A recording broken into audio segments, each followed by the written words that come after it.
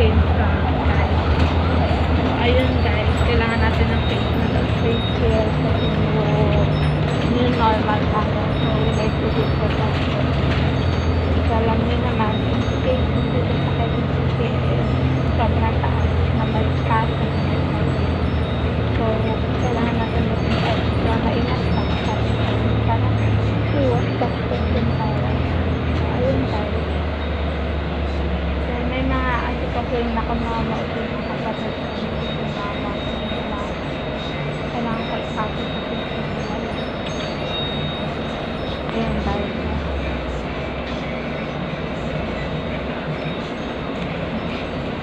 Yung mama ito nila kailangan sa kailangan sa so I'm going to make all the care iba ko na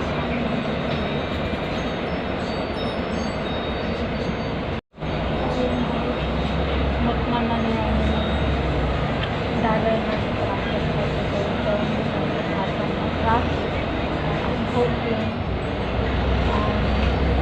to come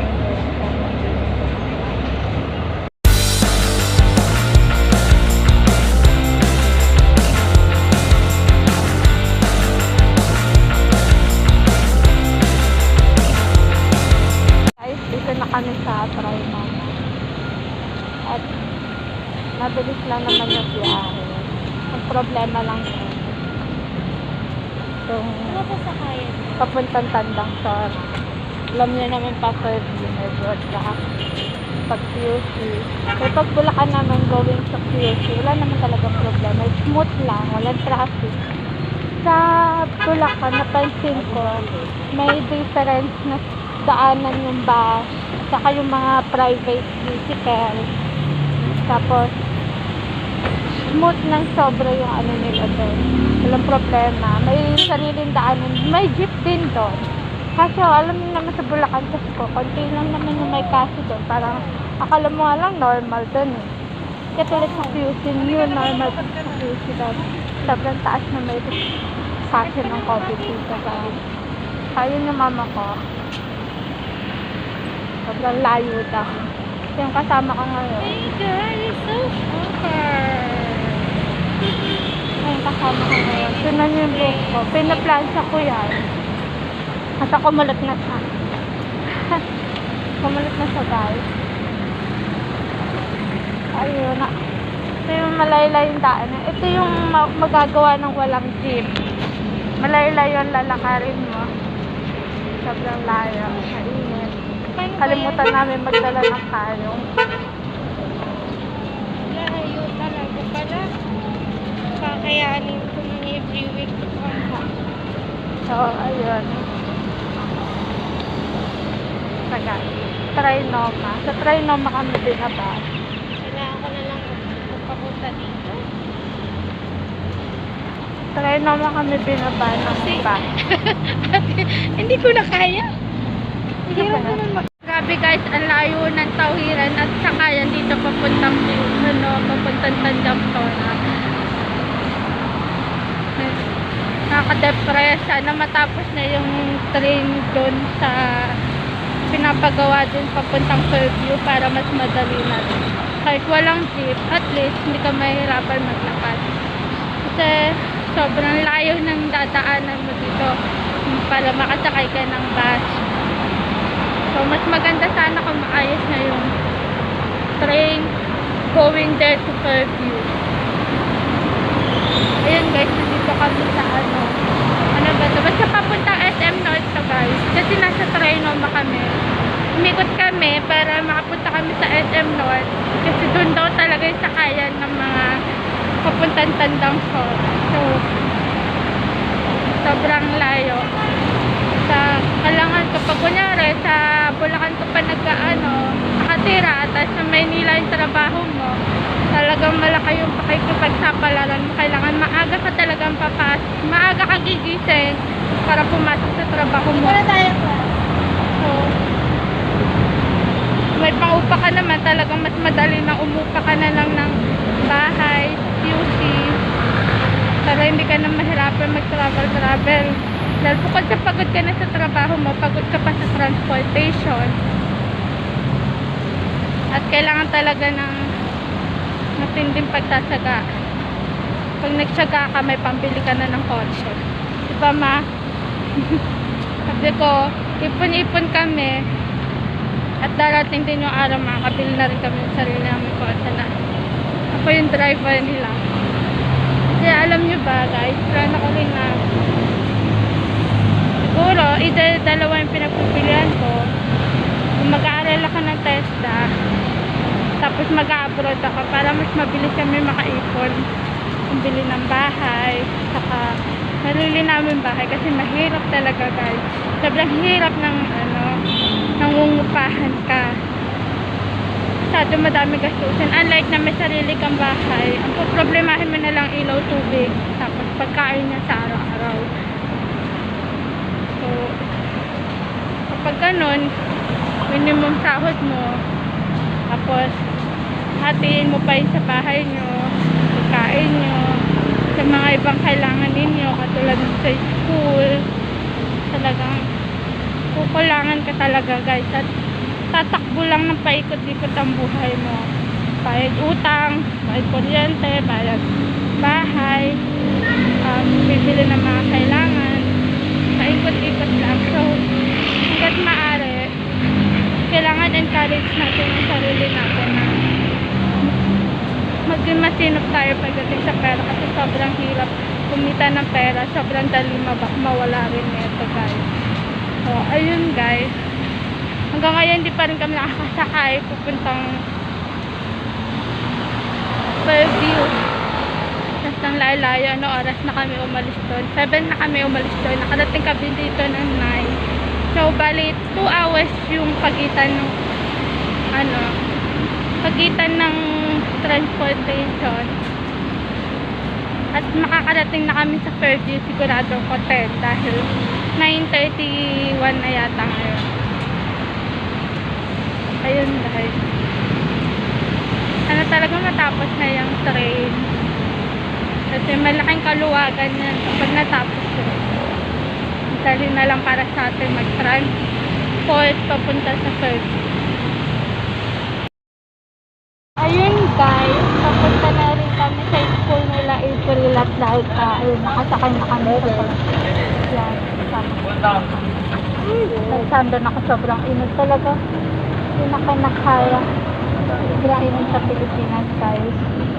Grabe. Ayun guys, nasa school na ako. Ayan na, school ng aking kapatid. So, on the way na kami doon sa kabila. Kila Daniel. Kasi sobrang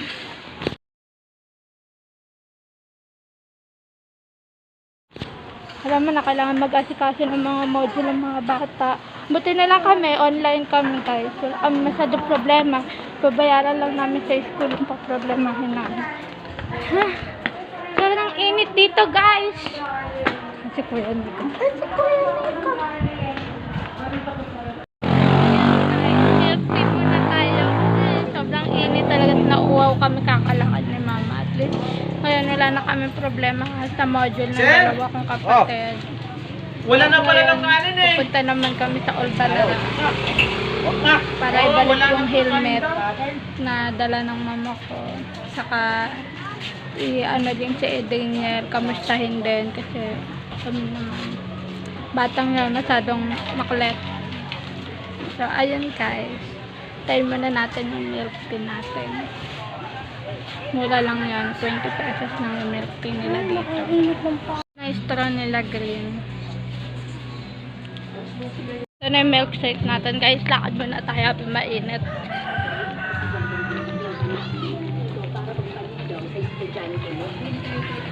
Pait. Pait naman no. Pait naman nito. Siguro masama yung loob ni nanay nung ginagawa niya to. Kaya ang pait. Pait talaga eh.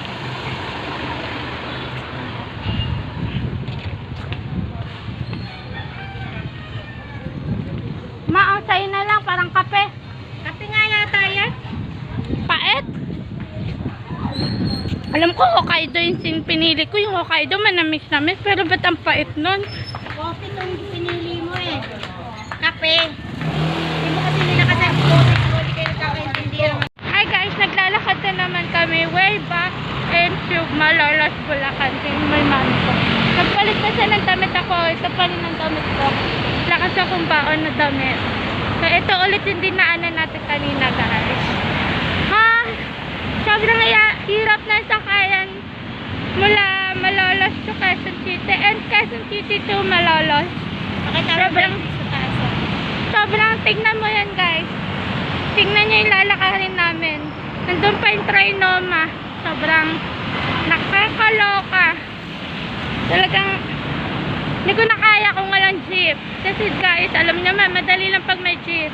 Kung saan lang sila, konti para ka lang. Andyan na yung SM North. Talaga nasanay tayo sa ganon way. Eh ngayon, talagang bus lang ang meron at train. So, guys, sobrang tingnan nyo nang itim ako. Ilang oras lang yan. Init-init pa. Hi! Ang mami ko. Ayan ang taas-taas ng building mo. Green guys. Yan. EDSA yan guys. Sa EDSA. Grabe. Ha? Ang sarap magkaroon ng sasakyan guys. Kaya pagdadaan kayo mula Malolos sa Quezon City, I hope na isabay nyo dun kami. Okay. So, ayun guys, tatawid mo na tayo. Masagasaan tayo. Yung pa ako guys, sobrang sakit ng dahil shoes, ang talim-talim. Grabe guys, layo talaga. Yan yung mga pinapagawang building dito. Malamang sa malamang pag nakagraduate na ako, okay na. May mapapasukan na ako. Nagpatayo na sila ng company para ready na daw. Ayun guys. Ayun na po yung Trinoma. Malapit-lapit na rin kami sa Trinoma. So makakabalik na kami ng Bulacan. Oh my God. Napakahirap maglakad. Napakainit. Pero okay lang. Blessed pa rin kami. We are so blessed. Ayan. Makakauwi na kami. Oh guys, I hope na maayos na yung train. Para kung sakasakaling wala man jeep, at least may train. MRT. Train din yan, MRT. Ayos Diba? na siya. Ayos na yung Same lang. MRT. So, ipapunta na lang ng Bulacan. So, pag maayos na, so makakasakay na tayo papunta doon.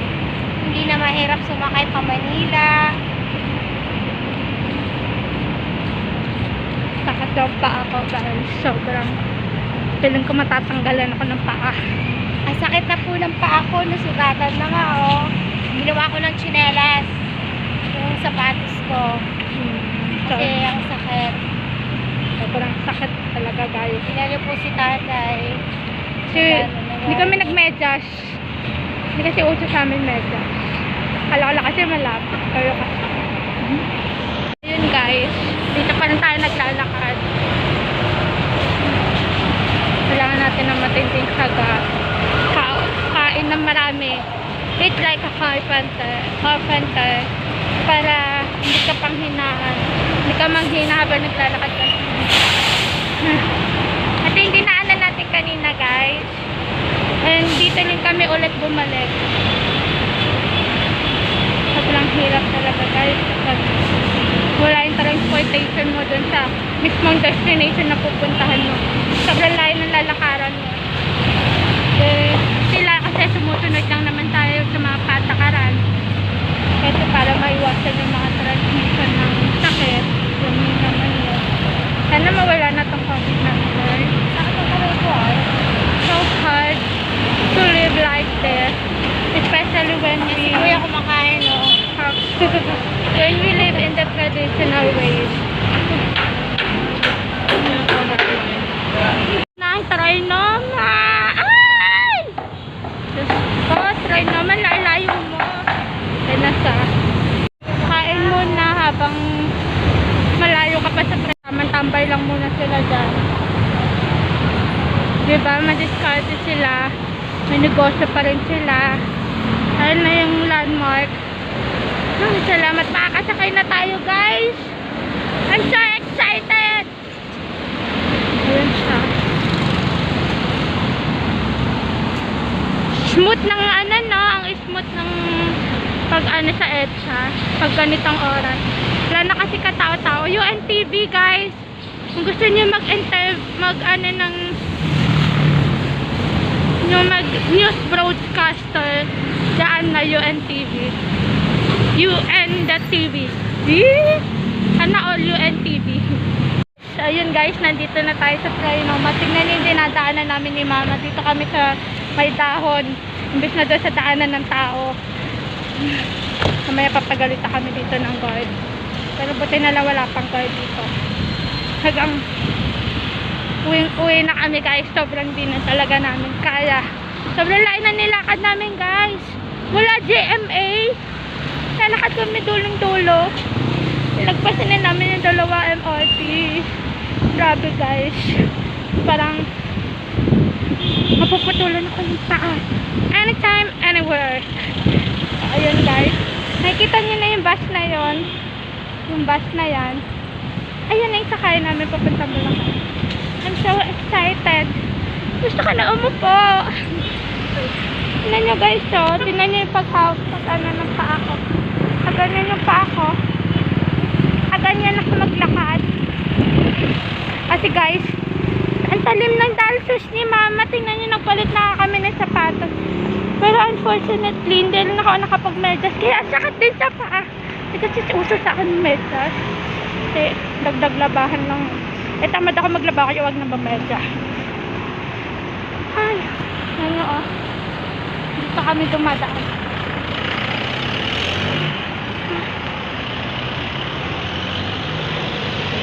Ayun na yung bakit. Ay, pa! Sana sinapay na kami. Sasakay din naman kami doon. Away-away.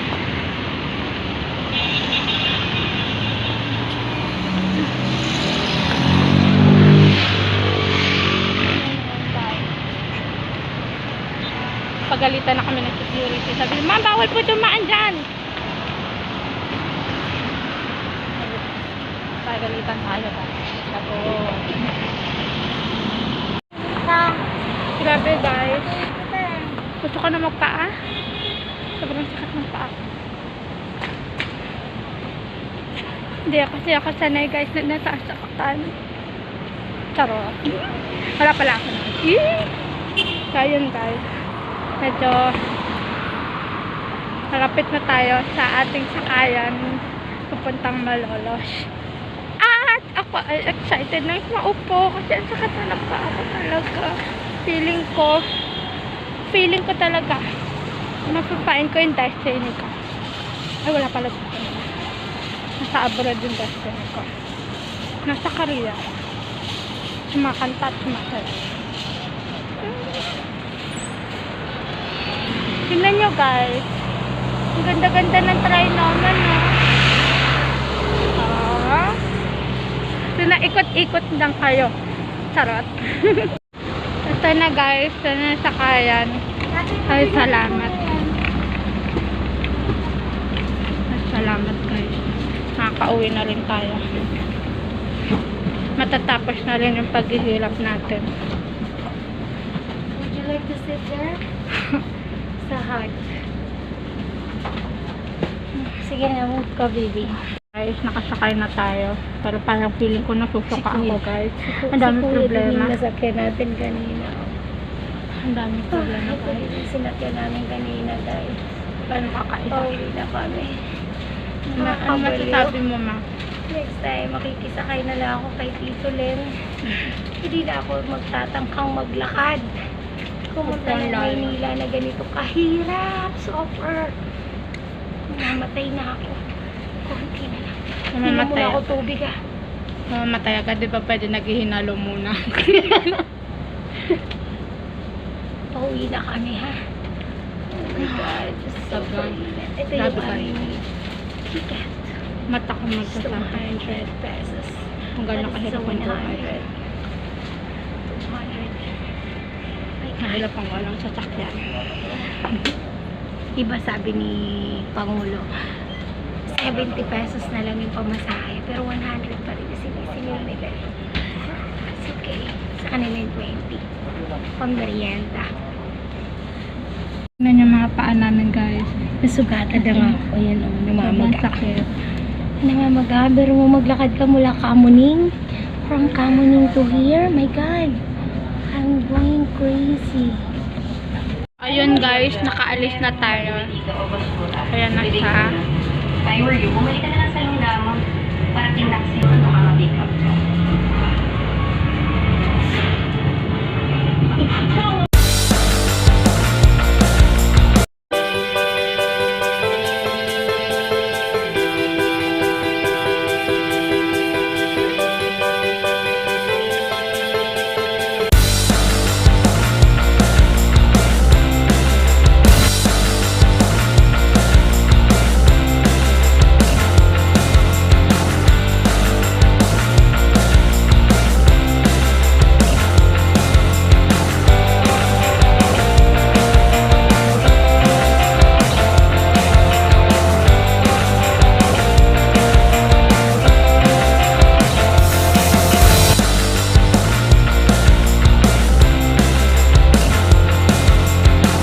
Guys, dito na tayo sa Robinson Lala.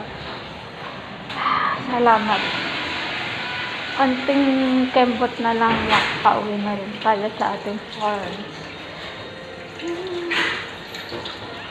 Kain tayo guys. Kain. Kain tayo.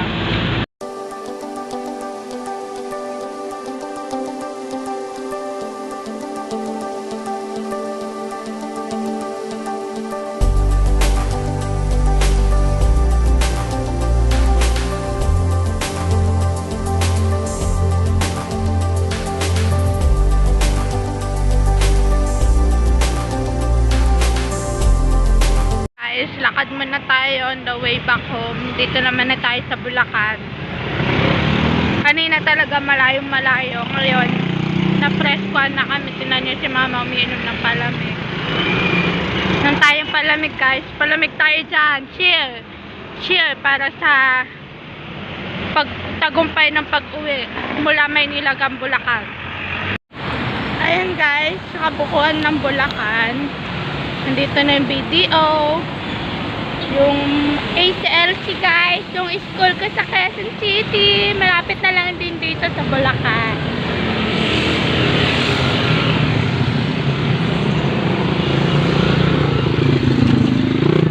Ang sexy ni mama, oh. Sana all sexy, oh.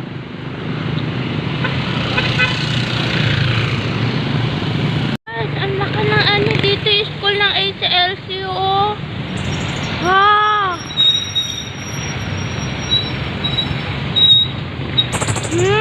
Pwede ka naman tayo.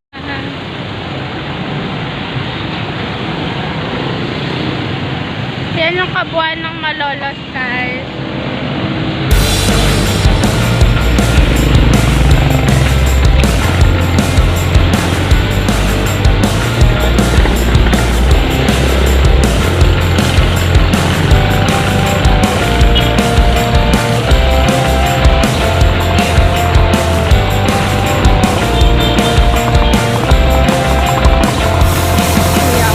Kain sa kwek-kwek. Fishball pala. Masarap yung fishball. Street food ng Filipino. Yan na. Sarap yung fishball. Hirap talaga magbiyahe. Ano ang sabi mama? Hirap bumiyahe. Hirap daw bumiyahe guys.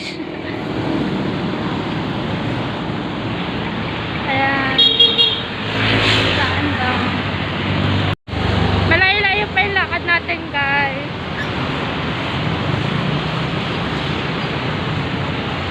Malapit na tayo ma. Ayan na yung Pure Gold, oh. Oo, pero papasok sa atin, ang layo. Nagtarik na tayo papasok natin. May mahal ang trike doon. Nalala ko 130. Huwag ka sa tambay. Tambay tricycle. Mahal talaga maningil yun. Na guys. Doon sa kabila, ayun yung pure gold. So, nabilihan ng bibingka. Ayun o, bibingka galapon. Masarap yung bibingka nila dito eh. Ayun o, masasarap yung mga food nila. Dinadayo talaga guys.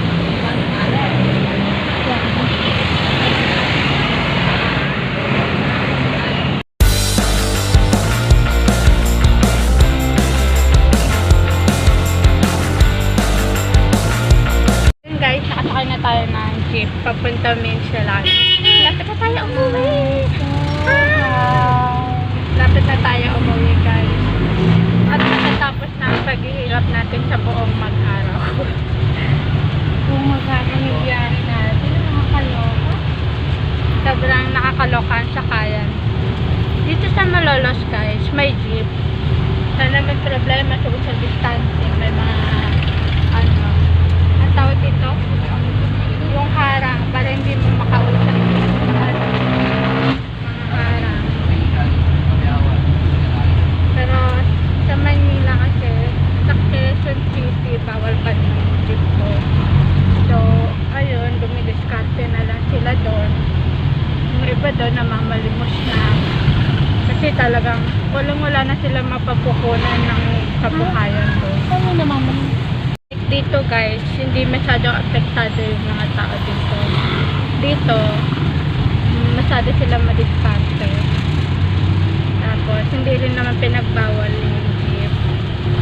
Talagang kailangan lang nila sumunod sa protocol para iwas hawa sa sakit na nagkakalat ngayon. So, ayun guys. Nakatanin naman. Sayang hindi ko pala pinakita yung tutupan na may ilan doon na namamalimos na lang dahil wala na silang pinagkakakitaan doon sa QC dahil natanggal yung jeepney na nila, pinagkabuhayan nila para sa pamilya. Guys, nasa Minsalan na tayo! Salamat guys, makakauwi na rin tayo.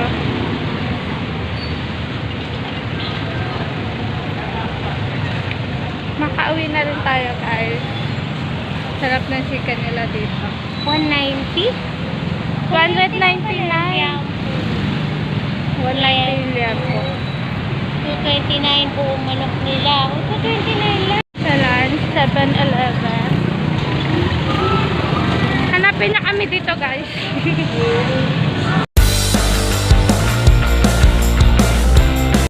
Isda kayo dyan guys. Ayun guys, nakabili na tayo ng bangus. 140, dalawa na yan. Eh, magkano yan sa Maynila? 180 to 170. Eh, isang peraso lang yan. Dito, 140 na yun. Dalawang bangus. Dalawang perasong bangus na yun guys. 140 lang. Mura, diba? Ayun guys, nakauwi na kami sa aming bahay. Malapit na kami doon sa bahay ng ano. At thanks Lord dahil safe kami. Walang nangyaring diskarasya sa amin. Medyo nahirapan lang talaga kami sa paglalakad. But unfortunately, thanks to God dahil still blessed pa din kami. Wala kami sa anumang diskarasya. Diba ma? Yung bumili na si mama ng ulam, midnight snack, mga ganun.